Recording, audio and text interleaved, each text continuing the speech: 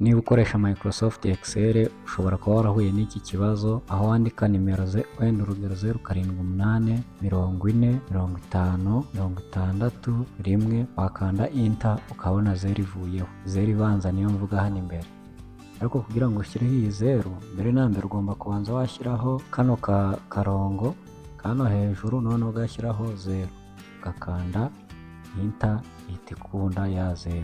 Ushaka gukuraho kano kantu ko mu nguni uraza hano kuri kano ugakandaho, ukaza hano handitse ignore error, ya 0 igumaho.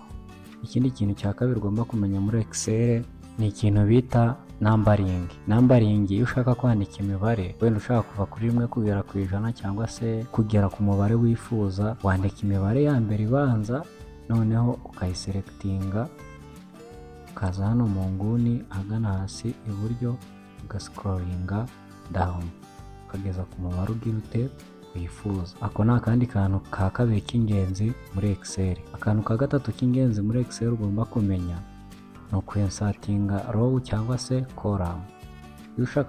Iyo ushaka gushyira column hano hagati ya column A na column B, uraza ugakanda hano hejuru muri inyuguti ya B cyangwa se hano muri A, reka nkanda hano muri B ugakanda right click, ukaza hano handitse insert, ya column ihita ijyamo direct. Washaka kwensatingamo row, uza hano muri row ugakandaho muri uriya mubare muri kabiri, noneho ugakanda right click, ukaza hano handitse insert. Uri kubona ko row yahise ijyamo row irimo ubusa. Ikindi kintu cya kane ugomba kumenya hano muri Excel ni ikintu bita formatting cells. Iyo uselectinze wenda nk'utu tuzu tungahe kuva muri column A ujya hano muri column D, ugaselectinga muri row ya mbere, ukaza hano handitse format, ugakanda kuri kano kantu, noneho ukaza hano handitse row height, ukahakanda wenda ugashyiramo 30 cyangwa se 25, ukaza ugakanda OK. Uri kubona ko row height ihise igira ute, ihise yiyongera. Uku niko ushobora kongera row height.